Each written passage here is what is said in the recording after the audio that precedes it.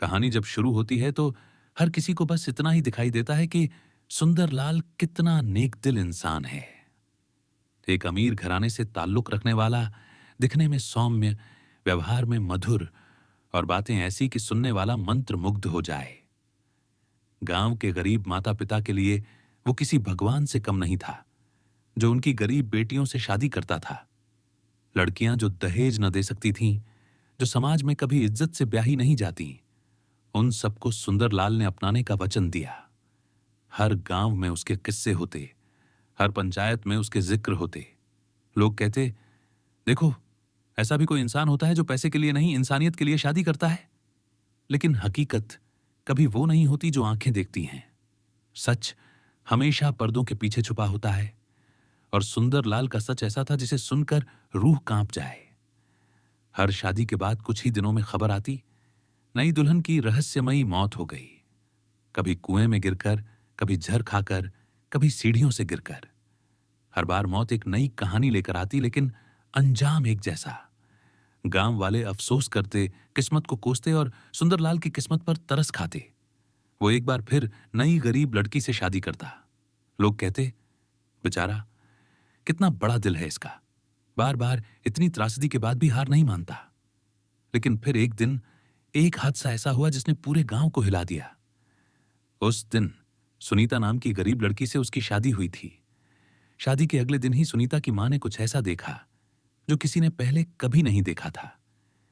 देर रात जब सब सो रहे थे, सुंदरलाल अपने कमरे से बाहर निकला। हाथ में था एक थैला और चेहरे पर थी एक भयंकर क्रूरता। मां के शक ने उसे छुपकर देखने पर मजबूर कर दिया। उसने देखा, सुंदरलाल अपने पिछवाड़े के पुराने कुएं की ओर बढ़ रहा था। वहां जाकर उसने थैले में कुछ डाला और धीरे धीरे कुएं में फेंक दिया। अगले दिन गांव में खबर फैल गई कि सुनीता ने आत्महत्या कर ली है। लेकिन मां अब चुप नहीं बैठी। वो थाने पहुंची, पुलिस आई, और जब उस कुएं से शव निकाला गया तो हर किसी की आंखें फटी की फटी रह गईं।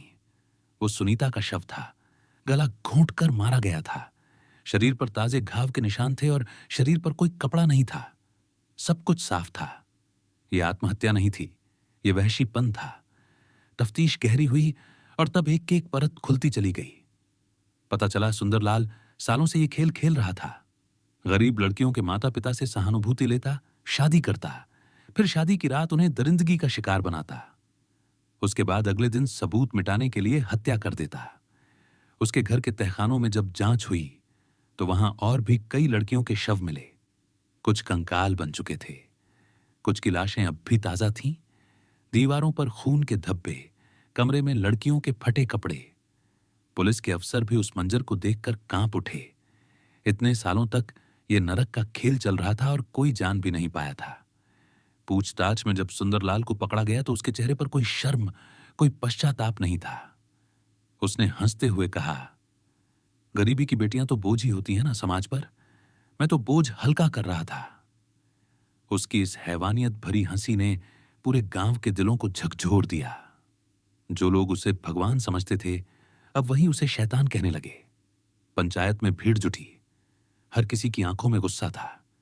सुनीता की मां कांपते होठों से बोली, हमने जिसको मसीहा समझा था वो राक्षस निकला। पूरा गांव चीख पड़ा। इंसान का भेष लेकर शैतान कैसे वर्षों से खेल खेलता रहा, यह देखकर लोग दहशत में आ गए। सुंदरलाल को कोर्ट में पेश किया गया। उसके काले कारनामों का चिट्ठा इतना बड़ा था कि सुनकर जज भी सिहर उठे। फांसी की सजा सुनाई गई। जब फांसी का दिन आया तब भी वो मुस्कुरा रहा था। फंदा गले में डालते वक्त उसके चेहरे पर वही बेहया हंसी थी। और उस दिन गांव के लोगों ने पहली बार चैन की सांस ली। लेकिन यह सवाल आज भी हर मां बाप के दिल में कांटे की तरह चुभता है। क्यों हम आंखें मूंद लेते हैं? क्यों हम हर मीठी बात पर भरोसा कर लेते हैं? गरीब की बेटियां क्या सच में बोझ हैं? क्या उनके पास अपने सपनों के लिए जीने का हक नहीं है? ये सवाल समाज के हर इंसान के सामने एक आईना है। कहानी खत्म नहीं होती। ये तो उन असंख्य मासूम बेटियों की चीख है जो आज भी चुपचाप अत्याचार सहती हैं। ये उन दरिंदों के चेहरे बेनकाब करने की पुकार है जो मासूमियत का मुखौटा पहनकर घिनौना खेल खेलते हैं। अगर हम सच के लिए आवाज नहीं उठाएंगे तो हर दिन कोई नई सुनीता, कोई नई गरीब बेटी ऐसी दरिंदगी की शिकार बनती रहेगी। आवाज उठाइए, क्योंकि चुप रहना भी एक अपराध है। जागो, सवाल करो और सच को उजागर करो, क्योंकि शैतान हमेशा इंसान के चेहरे में ही छुपा होता है। उस दिन जब सुंदरलाल की फांसी हो गई, गांव में लोग अपने घरों में बैठे देर तक उस मंजर को याद करते रहे। लेकिन इस घटना ने सिर्फ एक दरिंदे का अंत नहीं किया, बल्कि पूरे गांव की मानसिकता को हिलाकर रख दिया था। बहुत से घरों में गरीब मां बाप अपनी बेटियों को लेकर डरे सहमे बैठे थे। कितने ही चेहरे पर गिल्ट था, क्योंकि उन्होंने कभी सच जानने की कोशिश ही नहीं की थी। वे तो उस मीठी मुस्कान के पीछे छिपे शैतान को भगवान समझ बैठे थे।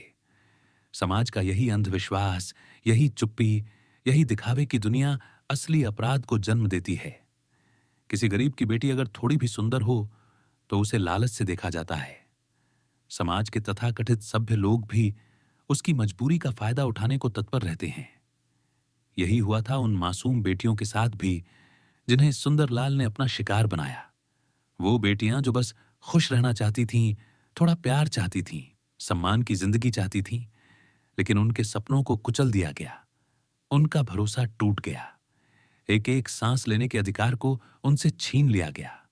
फिर भी इस घटना ने एक उम्मीद भी जगाई थी। गांव की औरतों ने पहली बार पंचायत में अपने हक के लिए आवाज उठाई। सुनीता की मां आगे आई, बोली, अब नहीं, अब हम चुप नहीं रहेंगे। अब हर बेटी की शादी से पहले हम पूछेंगे, जानेंगे, समझेंगे। अब हर मां बाप अपनी बेटी की सुरक्षा के लिए जागरूक रहेगा। अब कोई भी अमीरी की चकाचौंध में अंधा नहीं होगा। गांव में जागरूकता की लहर दौड़ गई। पंचायत ने नियम बनाए कि हर शादी के प्रस्ताव पर पूरे गांव की सार्वजनिक चर्चा होगी। हर लड़के के परिवार, उसकी मंशा, उसका इतिहास, सबकी खुली जांच होगी। अब दहेज का लालच नहीं, सिर्फ इंसानियत देखी जाएगी। बेटियों को पढ़ाया जाएगा, उन्हें आत्मनिर्भर बनाया जाएगा, ताकि वो मजबूरी में किसी के रहमो क्रम पर न रहें। ये बदलाव छोटे थे, लेकिन बहुत जरूरी थे, क्योंकि हर बड़ा परिवर्तन छोटे कदमों से ही शुरू होता है। औरतें अब सिर्फ घरों तक सीमित नहीं रहीं। उन्होंने सिलाई कढ़ाई सीखी, कुछ ने दुकानें खोलीं, कुछ स्कूल में पढ़ाने लगीं। गरीब बेटियों ने भी सपना देखना शुरू किया कि वो भी अपने पैरों पर खड़ी हो सकती हैं। अब हर मां बाप बेटियों से कहते, तू अब खुद इतनी मजबूत बन कि तुझे कोई खरीदने का साहस ना कर सके। लेकिन समाज के हर कोने में आज भी कई सुंदरलाल छुपे हुए हैं। वो चुप हैं, मासूम चेहरों के पीछे अपना असली चेहरा छुपाए बैठे हैं। इसीलिए हमारी जिम्मेदारी खत्म नहीं होती। हमें लगातार जागरूक रहना होगा। बेटियों को केवल शादी के लिए पालना नहीं, उन्हें सशक्त बनाना होगा, क्योंकि हर बेटी एक सपना है, एक जिम्मेदारी है, एक भविष्य है।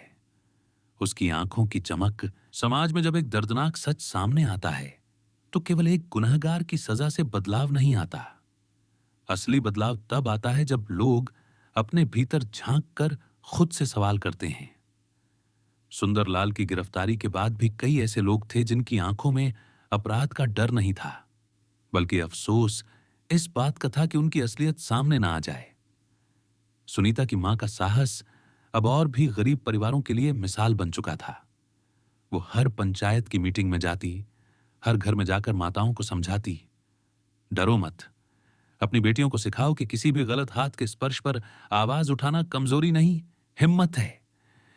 धीरे धीरे गांव के हर कोने से कमजोर आवाजें अब बुलंद होने लगी थीं।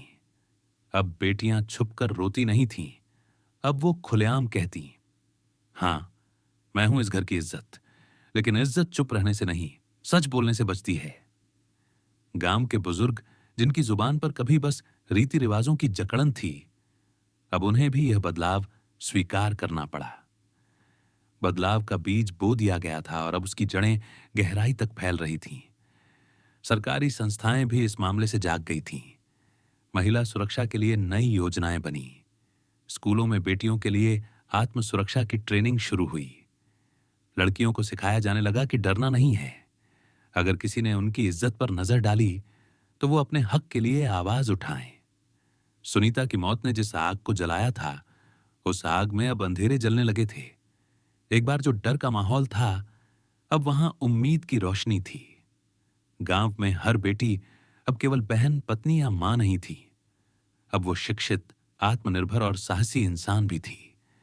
कई गांवों में तो अब ये नियम बन गया कि लड़कियों की पढ़ाई पूरी होने के बाद ही शादी की जाएगी। सुनीता की मां हर सभा में बस एक ही बात दोहराती, अगर तुम्हारी बेटी पढ़ी होगी तो उसे कोई सुंदरलाल कभी शिकार नहीं बना सकेगा। और लोग इस बात को सिर झुकाकर मानने लगे थे। पर एक चीज अब भी बाकी थी। समाज का वो वर्ग जो आज भी बेटियों को बोझ मानता है, जो आज भी सोचता है कि बेटी को चुप रहना चाहिए, सिर झुकाकर सहना चाहिए। लेकिन अब इन आवाजों का सामना उन्हें हर दिन करना पड़ रहा था। नई पीढ़ी की बेटियां उनके खिलाफ खड़ी थीं। सुंदरलाल की मौत केवल उसकी सजा नहीं थी, उसकी मौत एक आंदोलन का आरंभ थी। हर पंचायत में, हर गांव में, हर गली में अब बेटियां खुद को कमजोर नहीं समझती थीं। अब वो जान चुकी थीं कि उनकी इज्जत उनकी चुप्पी में नहीं, उनकी हिम्मत में है। और जब भी कोई बेटी आवाज उठाती है, उसकी मां की आंखों में सुनीता की मां की तरह गर्व के आंसू होते हैं। क्योंकि अब समाज बदल रहा है। अब बेटियां डर से नहीं, सम्मान से जी रही हैं। और यही है इस कहानी का असली संदेश। बुराई को तब तक ताकत मिलती है जब तक अच्छाई चुप रहती है। एक आवाज पूरे समाज को बदल सकती है। एक मां का साहस हजारों बेटियों की जिंदगी बचा सकता है। और सच कभी दबता नहीं, वो हमेशा उजाला लेकर आता है। लेकिन परिवर्तन के इस सफर में कठिनाइयां भी कम नहीं थीं। बदलाव को स्वीकार करना हमेशा आसान नहीं होता, खासकर उस समाज के लिए जो सदियों से चुप्पी को संस्कार मानता आया था। जब बेटियां खुलकर पंचायतों में अपनी आपबीती सुनाने लगीं, तो कुछ लोग इसे इज्जत पर दाग कहने लगे। पर अब हालात पहले जैसे नहीं थे। अब मां बाप अपनी बेटियों के पीछे खड़े थे। कई गांवों में तो पंचायतों के बुजुर्गों ने खुलेआम कहा, अब जो भी बेटी अन्याय सहकर चुप रहेगी, वो ही अपराधी मानी जाएगी। ये सुनते ही कई मां बाप की छाती चौड़ी हो गई। बेटियों ने अब सीना तानकर जीना शुरू कर दिया था। सुनीता की कहानी को लेकर सरकार ने बाकायदा एक डॉक्यूमेंट्री बनाई। टीवी पर जब पूरे देश ने वो देखा, तो हर मां बाप की आंखें नम हो गईं। वो सुनीता को नहीं जानते थे, लेकिन उनकी पीड़ा हर बेटी की पीड़ा बन गई। इस घटना ने राष्ट्रीय स्तर पर भी हलचल मचा दी। महिला सशक्तिकरण के लिए कई नए कार्यक्रम बने। स्कूलों में बेटियों के लिए मनोवैज्ञानिक सहायता की व्यवस्था हुई, ताकि अगर उनके साथ कुछ गलत होता है तो वो बेझिझक उसे बता सकें। धीरे धीरे सुनीता की कुर्बानी एक मिसाल बन गई। गांव की हर बेटी को अब उसकी मां सुनीता की कहानी सुनाकर यह सिखाती थी कि अगर कभी किसी ने तुम्हें दबाने की कोशिश की, तो सुनीता जैसी हिम्मत दिखाना। गांव के उस मंदिर के पास, जहां कभी सुंदरलाल मासूम लड़कियों के सपनों को रौंदता था, अब एक स्मारक बना दिया गया। उस पर लिखा था, बेटियों की चुप्पी ही सबसे बड़ा अपराध है। आवाज उठाओ, क्योंकि तुम्हारी हिम्मत ही तुम्हारी सबसे बड़ी इज्जत है। उस दिन पूरे गांव की औरतें इकट्ठा हुई थीं। सुनीता की मां के हाथों से उस स्मारक का उद्घाटन हुआ। गांव के बच्चों ने फूल चढ़ाए। सुनीता की मां की आंखों से आंसू बह रहे थे, लेकिन उन आंसुओं में इस बार डर नहीं था, गर्व था। उसके बाद पूरे इलाके में यह संदेश फैल गया, अब बेटियों को झुककर जीना नहीं, सिर उठाकर जीना सिखाओ। समाज में बड़ा बदलाव आ चुका था। वो बदलाव जो एक मां की आंखों से निकली लपटों ने खड़ा किया था। वो बदलाव जो दिखा गया कि जब सच सामने आता है तो हर झूठ, हर हवस, हर दरिंदगी मिट जाती है। और ये कहानी बस यहीं खत्म नहीं होती। ये हर उस बेटी की कहानी है जो आज हिम्मत करके अपनी आवाज उठाती है। हर उस मां की कहानी है जो अपने बच्चों को साहसी बनाती है। और हर उस समाज की कहानी है जो अब ये मान चुका है कि बेटियों को दबाना नहीं, उड़ान देनी है। समय बीतता गया। वो दिन भी आया जब सुनीता की मौत के कई साल बाद गांव की नई पीढ़ी बड़ी हुई। अब ये वो पीढ़ी थी जिसने अपनी आंखों के सामने अपनी मांओं को लड़ते देखा था, अपनी बहनों को हिम्मत से आवाज उठाते देखा था। अब गांव में हर गली के नुक्कड़ पर लड़कियों के लिए कोचिंग सेंटर खुल चुके थे। लड़कियां पढ़ लिख कर डॉक्टर, टीचर, वकील और यहां तक कि पुलिस अफसर भी बनने लगी थीं। हर लड़की की आंखों में अब डर नहीं था, सिर्फ सपने थे। सुनीता की मां ने गांव की बेटियों के लिए एक ट्रस्ट भी बनाया। इस ट्रस्ट का नाम रखा गया हिम्मत की बेटी फाउंडेशन। इस फाउंडेशन में अब हर उस लड़की को मदद मिलती थी जो किसी भी अन्याय का सामना करती थी। उन्हें कानूनी सहायता मिलती, शिक्षा मिलती और सबसे बड़ी चीज, उन्हें मिलती थी आवाज। फाउंडेशन के हर कार्यक्रम में सुनीता का नाम लिया जाता। लोग कहते, ये बदलाव सुनीता की कुर्बानी से आया है। सुनीता जिसने अपने प्राण देकर हजारों बेटियों को एक नई जिंदगी दी। फिर एक दिन पूरे राज्य के महिला सशक्तिकरण कार्यक्रम में सुनीता की मां को बुलाया गया। स्टेज पर खड़े होकर उन्होंने वो शब्द कहे जिन्होंने हर किसी को रुला दिया। मेरी बेटी अब इस दुनिया में नहीं है, लेकिन हर वो बेटी जो आज निडर होकर पढ़ रही है, आगे बढ़ रही है, वो मेरी सुनीता है। सुनीता मरी नहीं है। वो हर उस बेटी में जिंदा है जो सच बोलने की हिम्मत करती है। उनकी आंखों से बहते आंसुओं ने वहां मौजूद हर व्यक्ति को भीतर तक हिला दिया। पूरा हॉल तालियों से गूंज उठा। मंत्री, अफसर, पुलिस, गांव वाले सब खड़े होकर तालियां बजा रहे थे। इस घटना ने पूरे देश के सामने एक मिसाल कायम कर दी। टीवी चैनलों पर बहसें शुरू हो गईं कि शिक्षा ही बेटियों की असली सुरक्षा है। स्कूलों में विशेष पाठ्यक्रम जोड़े गए जिसमें बेटियों को अपने अधिकार सिखाए जाते। अब पंचायतों में बेटियों की हिस्सेदारी भी बढ़ाई गई। अब वो केवल श्रोता नहीं, निर्णय लेने वाली बन गई थीं। एक दिन जब गांव के मंदिर में एक उत्सव हो रहा था, उस समय सुनीता की मां की पोती मंच पर आई। छोटी सी बच्ची, लेकिन आंखों में गजब का आत्मविश्वास। उसने कहा, दादी ने मुझे सिखाया है कि कभी किसी को इतना हक मत दो कि वो तुम्हें तोड़ सके। अगर कोई गलत करे तो जोर से कहना, रुक जा। मेरी दादी ने जो लड़ाई लड़ी, मैं उसे आगे बढ़ाऊंगी। पूरा गांव गर्व से भर उठा। सुनीता का बलिदान अब केवल इतिहास नहीं था, वो अब भविष्य बन चुका था। कहानी का यही असली संदेश था। एक साहसी मां ने अपने दर्द को ताकत बना लिया। एक बेटी की मौत ने हजारों बेटियों को जीना सिखा दिया। और समाज ने आखिरकार ये सीख लिया कि बेटियों की आवाज ही समाज की असली इज्जत है। और आज भी जब कभी कोई बेटी न्याय के लिए आवाज उठाती है, तो सुनीता की आत्मा आसमान से देखकर मुस्कुरा उठती है। देखो मां, अब कोई सुंदर लाल फिर कभी किसी बेटी का गला नहीं घोंट पाए। वक्त बदल चुका था। सुनीता की कुर्बानी अब सिर्फ एक गांव की कहानी नहीं रही थी, बल्कि पूरे देश में बेटियों के अधिकारों की आवाज बन चुकी थी। सरकार ने उस स्मारक को राज्य के महिला सुरक्षा अभियान का प्रतीक बना दिया था। अब दूर दूर से लोग उस मंदिर के पीछे बने उस स्थान पर आते जहां से सुनीता की लड़ाई शुरू हुई थी। एक दिन राजधानी से एक बड़ा पत्रकार गांव में इंटरव्यू लेने आया। उसने सुनीता की मां से सवाल किया, आपकी बेटी तो बहुत पहले चली गई, फिर भी आपने ये आंदोलन क्यों शुरू किया? सुनीता की मां ने मुस्कुराते हुए जवाब दिया, क्योंकि मेरी बेटी की चुप्पी उसकी मौत का कारण बनी। मैंने ठान लिया था कि बाकी बेटियों की चुप्पी कभी उनकी कब्र ना बने। उस इंटरव्यू ने पूरे देश को हिला दिया। टीवी चैनलों पर लगातार चर्चा होने लगी। सोशल मीडिया पर सुनीता की तस्वीरें, वीडियो और भाषण वायरल हो गए। लाखों बेटियों ने सुनीता को अपना आदर्श मान लिया। उसके बाद देश के प्रधानमंत्री ने भी मंच से कहा, सुनीता जैसी बेटियां देश का भविष्य हैं। अब सरकार हर बेटी की शिक्षा और सुरक्षा की पूरी जिम्मेदारी लेगी। फिर एक बड़ा कानून बना, सुनीता सुरक्षा कानून। इस कानून के तहत हर गांव में बेटियों के लिए अलग हेल्पलाइन बनाई गई। हर स्कूल में कानूनी शिक्षा दी जाने लगी। और सबसे बड़ा बदलाव, अब किसी भी मामले में अगर कोई लड़की पुलिस में शिकायत करे तो तुरंत कार्रवाई होगी।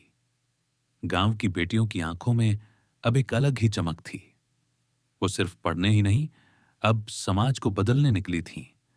किसी पंचायत में अब ये बहस नहीं होती कि लड़की की आवाज इज्जत बिगाड़ती है। अब कहां जाता। जिस घर की बेटियां बोलना जानती हैं, उसी घर की इज्जत सबसे बड़ी है। वो दिन भी आया जब सुनीता की मां के नेतृत्व में गांव की कई महिलाएं राज्य विधानसभा के सामने प्रदर्शन करने गईं। उनका एक ही नारा था, इज्जत बचती है जब आवाज उठती है। लाखों लोग उनके साथ खड़े थे। मीडिया में यह आंदोलन सुनीता क्रांति के नाम से प्रसिद्ध हो गया।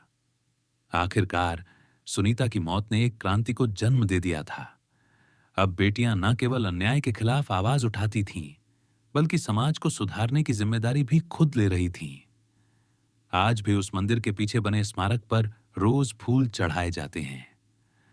हर साल सुनीता की पुण्यतिथि पर हजारों लोग इकट्ठा होते हैं। छोटे छोटे बच्चे अपनी मांओं से पूछते हैं, मां, सुनीता दीदी कौन थी? और मां बड़े गर्व से कहती हैं, वो जिसने अपनी जान देकर हम सबको सिखाया कि हिम्मत ही असली इज्जत है। ये कहानी यहीं खत्म नहीं होती। ये हर उस बेटी की कहानी है जो अब चुप नहीं रहती। हर उस मां की कहानी है जो अपनी बच्ची के पीछे खड़ी होती है। और हर उस समाज की कहानी है जिसने सीख लिया कि जब बेटियां बोलती हैं तो हवस हार जाती है, सच जीत जाता है। सुनीता की कुर्बानी और उसकी मां की हिम्मत ने पूरे प्रदेश में जो अलख जगाई थी, अब वो देश की सीमाओं से भी बाहर जा चुकी थी। अंतर्राष्ट्रीय मंचों पर सुनीता की बहादुरी पर भाषण दिए जा रहे थे। कई विदेशी विश्वविद्यालयों ने भी इसे केस स्टडी के रूप में पढ़ाना शुरू कर दिया था। एक दिन संयुक्त राष्ट्र की महिला सुरक्षा परिषद ने सुनीता की मां को विशेष आमंत्रण भेजा। मंच पर खड़े होकर उन्होंने अपने दर्द को शब्दों में पिरोते हुए पूरी दुनिया के सामने कहा, बेटियों को चुप रहने की तालीम दी जाती है, लेकिन हमने सीखा कि चुप्पी ही सबसे बड़ा अपराध है। मेरी बेटी मरी क्योंकि वो उस वक्त चुप रही, पर अब मैं हर बेटी को बोलना सिखा रही हूं ताकि किसी और सुनीता को जान न गंवानी पड़े। पूरा हॉल तालियों से गूंज उठा। सुनीता की मां की आंखों में आंसू थे, लेकिन चेहरे पर अद्भुत शौर्य था। इसके बाद संयुक्त राष्ट्र ने सुनीता के नाम से एक अंतर्राष्ट्रीय पुरस्कार शुरू किया, द सुनीता करेज अवार्ड। इस पुरस्कार से हर साल उन बेटियों को सम्मानित किया जाने लगा जिन्होंने अन्याय के खिलाफ आवाज उठाई हो। अब गांव-गांव, शहर-शहर सुनीता क्लब बनने लगे। इन क्लबों में बच्चियों को आत्मरक्षा, कानून, मनोवैज्ञानिक साहस और जीवन कौशल सिखाए जाते थे। फिर एक दिन सुनीता की मां को भारत के सर्वोच्च नागरिक सम्मान से नवाजा गया। राष्ट्रपति भवन में जब राष्ट्रपति ने उनके गले में मेडल डाला तो पूरा देश टीवी के सामने खड़ा होकर तालियां बजा रहा था। राष्ट्रपति ने उनके कान में धीरे से कहा, आपने देश की लाखों बेटियों की तकदीर बदल दी है। आप सिर्फ एक मां नहीं हैं, आप एक क्रांति हैं। उस दिन हर अखबार का पहला पन्ना सिर्फ सुनीता की कहानी से भरा था। हर टीवी चैनल पर सिर्फ एक ही चर्चा थी। हिम्मत की सबसे बड़ी मिसाल बनी सुनीता और उसकी मां। अब उस गांव का नाम भी बदल दिया गया था। सरकार ने उसे हिम्मतनगर घोषित कर दिया था। जहां कभी हवसपरस्त दरिंदे छुपकर बेटियों की इज्जत से खेलते थे, वहीं अब बेटियां निर्भय होकर अपने सपनों की उड़ान भर रही थीं। आज भी जब कभी कोई बेटी न्याय के लिए आवाज उठाती है तो हर मां बाप सुनीता का नाम लेते हैं। उसकी तस्वीर हर स्कूल के दरवाजे पर लगी होती है। बच्चों को हर सुबह प्रार्थना के बाद यह शपथ दिलाई जाती है, सच बोलूंगा, अन्याय के खिलाफ खड़ा होऊंगा और हर बेटी की इज्जत का प्रहरी बनूंगा। सुनीता की कुर्बानी ने समाज के उस स्याह चेहरे को उजाले में खड़ा कर दिया था। अब हवस हार चुकी थी। अब न्याय की जीत स्थायी हो।